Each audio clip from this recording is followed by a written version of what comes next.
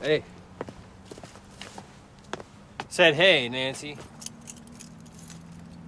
What do you think I'm gonna do? I just want the book. Why don't you just go away? Listen, I'm sorry about the other night. I didn't mean to scare you. You didn't scare me. I just need my book, okay? I told you to go away. I'll wait on the steps. I'll wait across the street if you want me to. Just go inside, get the book, throw it out the window, and you'll never see me again. Why are you dragging this out like this? Why don't you just end it? Why are you dragging it out like this? Why don't you just end it? What are you... Look, come on. Here, I'm gonna stand right here while you go in and get the book. How do you know I haven't thrown it away? Have you? So, the notes in the guide describe this as a quarter-life crisis drama, and I went, Jesus fuck, there are quarter-life crises now. I didn't see that. Who described it as a quarter-life crisis? Right? In the Tribeca? In the Tribeca thing. Take a look. It's the second graph there.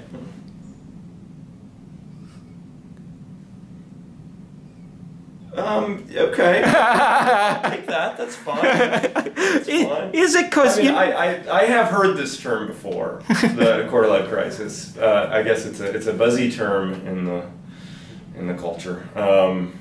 But well, you know, my point is, speaking as someone who's has his half-century well behind him now. My take on it is, if you're having a quarter-life crisis, you're not really having a crisis. So, right. Well, I think the essence of the quarter-life crisis, right, is the idea that once you hit your mid-20s, it's time to actually grow up and start doing the things that you're supposed to be doing as an adult, and I guess that generates the sense of crisis, which is true in my film. It is someone on the cusp of adulthood who's suddenly confronted with a lot of responsibilities that terrify him. And so, yeah, but the term quarter-life crisis might seem a little insulting. He's gone through the midlife crisis. It may seem a bit trivial.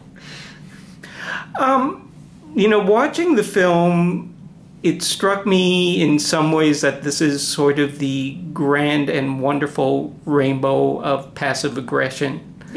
We have many different flavors of it, which is an interesting challenge because passive aggression is in some ways antithetical to a narrative approach. Absolutely, and that was something that was very much on our minds when we wrote it and we read it, when we wrote it and we shot it. We thought, you know, you don't, that's the cardinal rule. You don't make films about passivity, about passive characters. How do you dramatize that? How do you make that interesting? And maybe that was, maybe that impulse to engage these issues in a story, I mean, it seems kind of perversely self-defeating to even want to do it, but we did. Passivity was a subject that I was very interested in and something I know from my own life. And we went for it, and we tried very hard to make a movie about passivity, about victimhood, about self-sabotage, that was compelling, that engaged those themes in a creative way, and you know, hopefully people will respond to it. But yeah, you know, that's what they'll always tell you in screenwriting classes, is you don't want a passive protagonist, because you know, it's just ruins it. It's boring. It's not interesting when. But I think the main character is quite proactive in his passivity. He's very proactive in trying to maintain his passivity or rediscover a total passivity. So he does do things and create a situation for himself, but it's in an effort to be passive, in an effort to regress, in an effort to find a childlike state of no responsibility and no obligation. But then by its nature, the development of the character, Paul, in particular, is incremental over the film in many ways. And I'm going to presume that you did not shoot this in sequence, am I right? No. There. So how do you track the minor increments when you're jumping from scene to scene? That is very tricky. That is... yeah, when you're shooting something that's about a gradual decline, a gradual decay, you're thinking about that all the time. It's where are we in the script?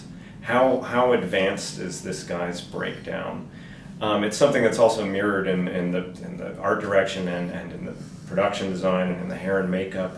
And what you do, you do everything you can to just try and be mindful of where you are in the movie and break down the script in such a way that says, the characters are here and in this state of disarray, and then just hope for the best. And then when you get all the material, you try and cut it in a way that feels organic. But there's no magic bullet. You just try and be on top of it.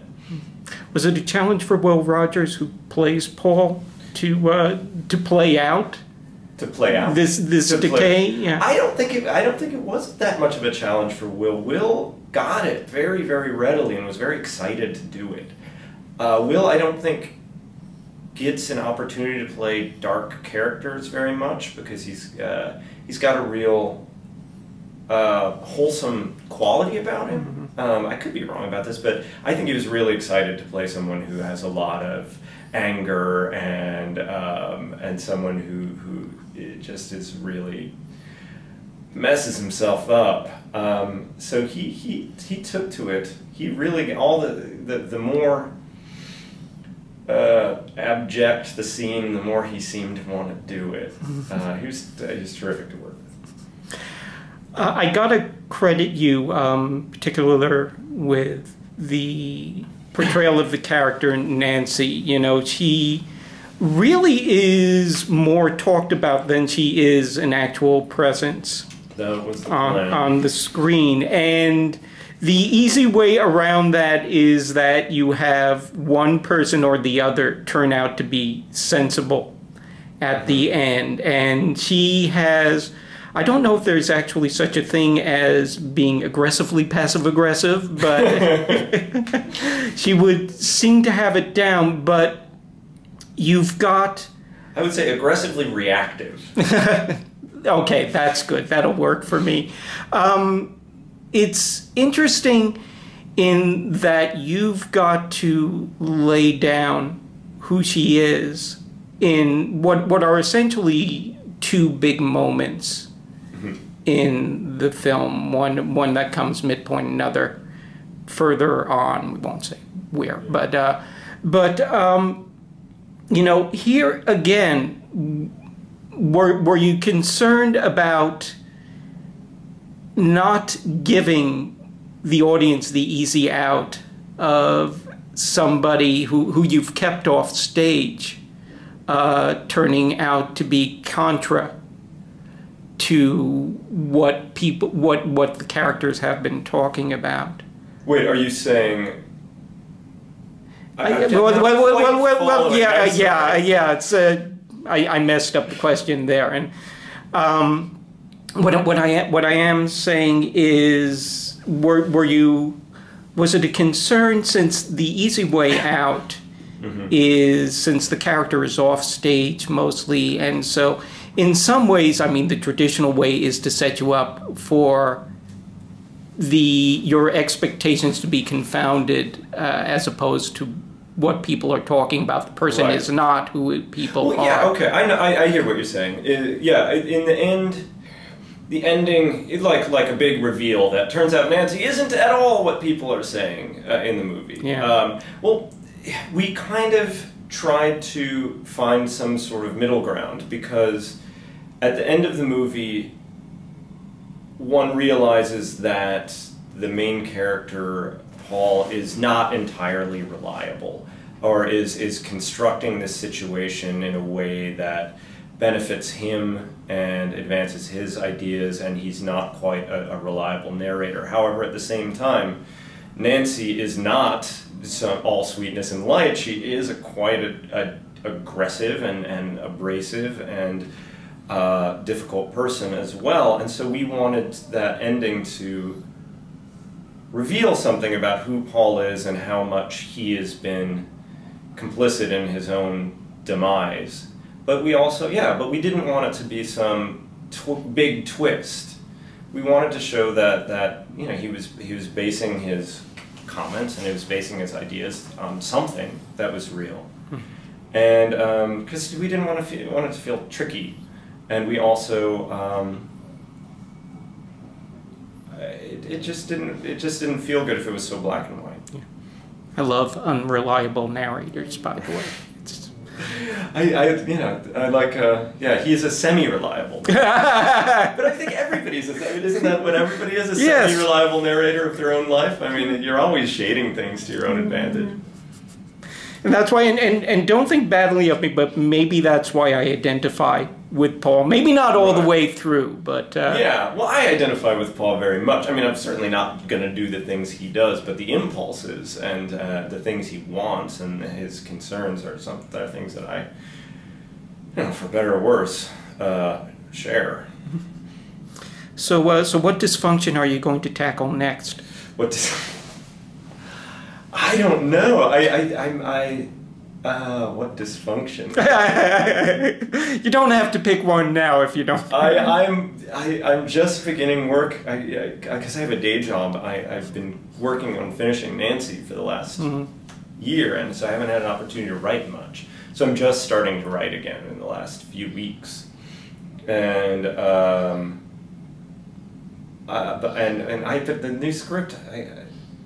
It's too new. I don't have one overarching dysfunction that informs the whole story yet, but I will. I mean, I always end up writing about awkwardness or self-destruction or something cruel. Thank you very much for talking with us. Thank you. It was a pleasure.